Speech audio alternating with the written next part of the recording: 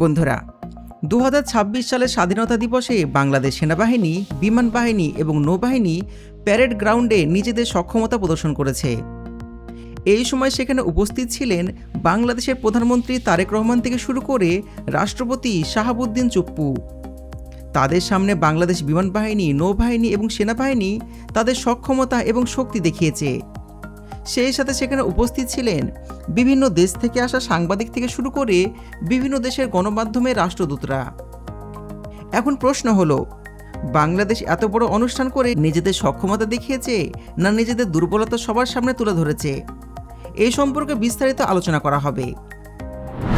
বন্ধুরা, বর্তমানে বাংলাদেশকে কোন কোন অস্ত্র ক্রয় করতে হবে এবং কোন কোন অস্ত্র নিজের দেশে তৈরি করা উচিত সেই বিষয়ে আলোচনা করা হবে।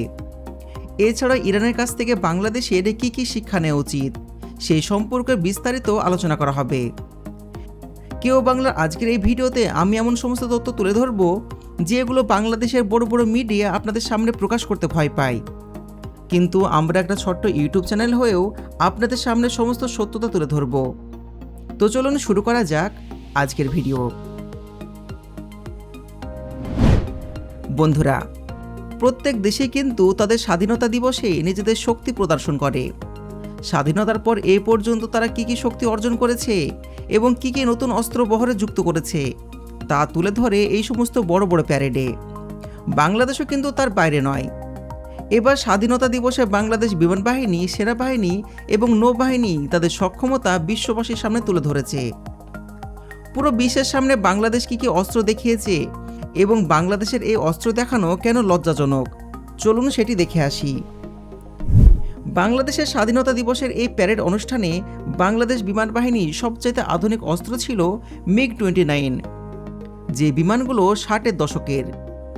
এই বিমানগুলোকে বাংলাদেশ ক্রয় করেছিল 1999 সালে। তারপরে প্রায় 27টি বছর চলে গেছে, নতুন কোনো যুদ্ধ বিমান যুক্ত হয়নি বাংলাদেশের বহরে। দেখুন বন্ধুরা, 27 বছর সময় কিন্তু কম নয়। প্রতি বছর যদি বাংলাদেশ একটি করে যুদ্ধ বিমান কিনত, তাহলে আজকে প্রায় 27টি নতুন যুদ্ধ বিমান থাকতো বাংলাদেশের বহরে। এই দীর্ঘ 27 বছরে কোনো যুদ্ধ বিমান ক্রয় করেনি বাংলাদেশ। বাংলাদেশ মোট 8টি যুদ্ধ বিমান ক্রয় করেছিল এবং সেই সময় বাংলাদেশের ক্ষমতায় ছিলেন শেখ হাসিনা।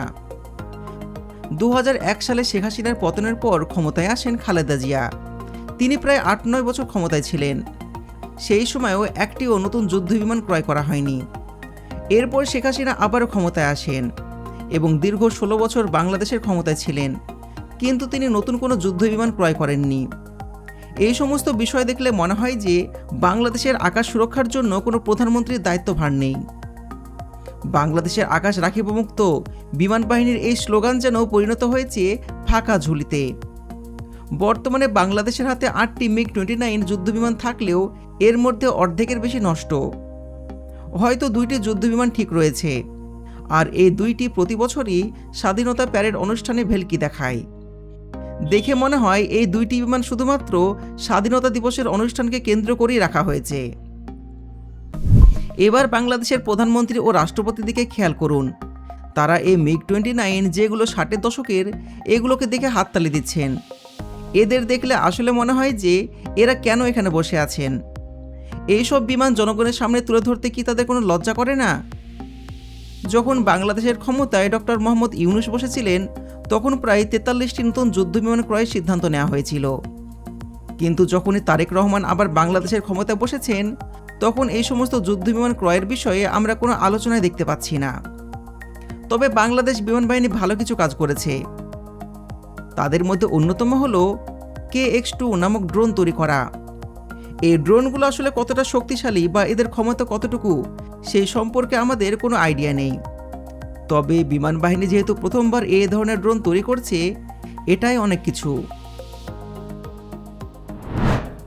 জাতীয় প্যারেডে MiG-29 ছাড়াও ছিল আধুনিক যুদ্ধ বিমান F-7BGI। আসলে এগুলোকে আধুনিক বলে আধুনিক শব্দটার মানসম্মান নষ্ট করা হবে। এগুলোকে বলতে হবে দ্বিতীয় বিশ্বযুদ্ধের ফাইটার জেট। 2026 সালে এসেও বাংলাদেশ বিমান বাহিনী বহরে সবচাইতে বেশি যে ফাইটার জেটটি রয়েছে সেটি হলো F-7 মডেলের যুদ্ধ বিমান। এই বিমানগুলো মাঝে মধ্যে আলুর খেতে অনেক সময় বিল্ডিংয়ের ওপর ক্র্যাশ করে। তারপরে এই বিমানগুলোকেই সবচেয়ে বেশি ব্যবহার করে বাংলাদেশ বিমান বাহিনী। F-7 ছাড়াও বাংলাদেশ বিমান বাহিনীর হাতে আরও বেশ কিছু ট্রেনিং এয়ারক্রাফট রয়েছে, যার মধ্যে রাশিয়ান Yak-130 অন্যতম। এই সমস্ত বিমান যুদ্ধক্ষেত্রে তেমন কোনো কাজে লাগবে না, কিন্তু প্যারেড অনুষ্ঠানে এগুলো গুরুত্ব অপরিসীম, কারণ এগুলোর পেছন দিয়ে লাল নীল ধোঁয়া বেরোতে পারে। এক কথায় এটাই প্যারেডের সবচেয়ে সুন্দর দৃশ্য ছিল, এই বিমানগুলোর পেছন দিয়ে ধোঁয়া বের করার দৃশ্যটি। এছাড়াও বাংলাদেশ বিমান বাহিনী ট্রেনিং যুদ্ধ বিমান হিসেবে ব্যবহার করে PT-6। এগুলোকে আকাশে দেখতে অনেক সুন্দর লাগে, যেন মনে হয় আকাশে কোনো ফড়িং উঠছে। তবে যুদ্ধের সময় এই বিমানটিকে মডিফাই করে যুদ্ধ বিমানে রূপান্তরিত করা যেতে পারে এবং এর পেছনে বসা পাইলট চাইলে হাত দিয়ে ওপর থেকে বোমা নিচে নিক্ষেপ করে শত্রুপক্ষের ঘাঁটি ধ্বংস করতে পারবে। বন্ধুরা, এই প্যারেড অনুষ্ঠানের সবচেয়ে বড় আকর্ষণ ছিল বাংলাদেশের আকাশ প্রতিরক্ষা সিস্টেম বা এয়ার ডিফেন্স সিস্টেম। অনেকে হয়তো এটি নিয়ে ফেসবুকে হাসি ঠাট্টা করেন, কিন্তু এটি অনেক সিরিয়াস একটা বিষয়। জাতীয় সংসদ ভবন, পদ্মা সেতু, বিভিন্ন সামরিক ঘাঁটি এবং ঢাকা শহরের বিভিন্ন গুরুত্বপূর্ণ স্থানের সুরক্ষায় বাংলাদেশের আকাশ প্রতিরক্ষা ব্যবস্থা খুবই গুরুত্বপূর্ণ ভূমিকা পালন করবে। বর্তমানে বাংলাদেশের হাতে আকাশ প্রতিরক্ষা হিসাবে রয়েছে চীনের তৈরি FM-90। এটা কিন্তু অনেক ভালো একটা এয়ার ডিফেন্স সিস্টেম। এটি কিন্তু শর্ট রেঞ্জের এয়ার ডিফেন্স সিস্টেম, আর এগুলো রেঞ্জ মাত্র 15 কিলোমিটার। ধরুন ভারত কিংবা মায়ানমার বাংলাদেশের ঢাকায় কোনো মিসাইল নিক্ষেপ করলো, সেই মিসাইলটি যখন লক্ষ্যবস্তুতে আঘাত করবে তখন মাত্র 15 কিলোমিটার দূর থেকে সেটি টের পাবে এই সিস্টেমটি। এর রেঞ্জ অনেক কম হওয়াতে এগুলো ঢাকা শহরে ব্যবহার করা ঝুঁকিপূর্ণ। মিসাইল ফায়ার করে যদি শত্রুপক্ষের ড্রোনকে ধ্বংস করা নাও যেতে পারে, মিসাইলটি তখন মোহাম্মদপুর কিংবা মিরপুরে গিয়ে পড়বে। অর্থাৎ নিজস্ব আকাশ প্রতিরক্ষা ব্যবস্থা দিয়ে বাংলাদেশ ক্ষতিগ্রস্ত হতে পারে।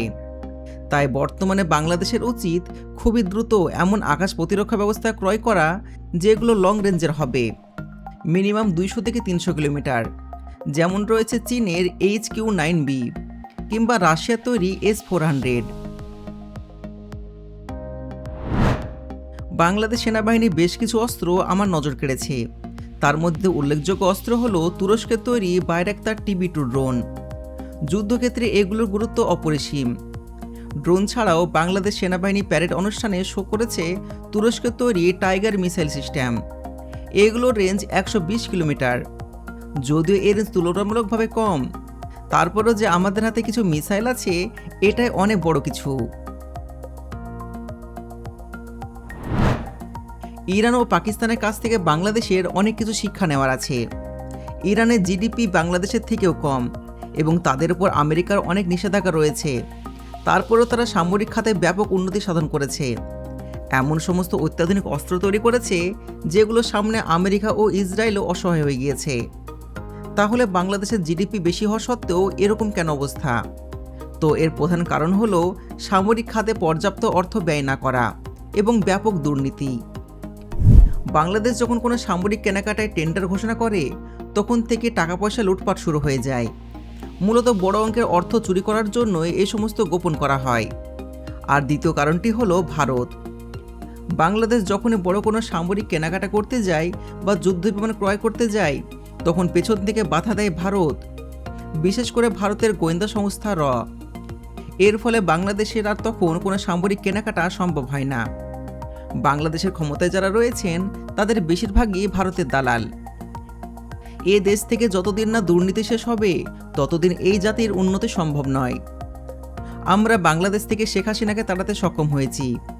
ডক্টর ইউনূস সরকার 1 বছরের সামরিক খাতে ব্যাপক অর্থ ব্যয় করেছিলেন, কিন্তু যখনই আবার ক্ষমতায় তারেক রহমান বসেছেন তখন আবার আগের অবস্থায় শুরু হয়ে গেছে। আমরা যেন এক স্বৈরাচারকে দেশ থেকে তাড়িয়ে আর এক স্বৈরাচারকে ক্ষমতা বসিয়েছি। বর্তমান সরকারও দেশের আকাশ সুরক্ষা ব্যবস্থা বা সার্বভৌমত্ব নিয়ে কোনো রকম মাথা ব্যথাই করছে না। আমি আমার দেশকে ভালোবাসি এবং আমরা চাই দেশের উন্নতি হোক, আমাদের নিজস্ব সামরিক সক্ষমতা থাকুক, যেমন ভারত এবং পাকিস্তানে রয়েছে। হয়তো এই ভিডিওটি তৈরি করার কারণে আমার নামে মামলা হতে পারে, এমনকি আমি জেলও যেতে পারি। তারপরও আমি আপনাদের সামনে পুরো সত্যটা তুলে ধরলাম। ভিডিওটি ভালো লাগলে লাইক করবেন এবং কমেন্টে জানাবেন পরবর্তীতে আপনি কী ধরনের ভিডিও দেখতে চান। দেখা হচ্ছে পরবর্তী ভিডিওতে। ভালো থাকবেন।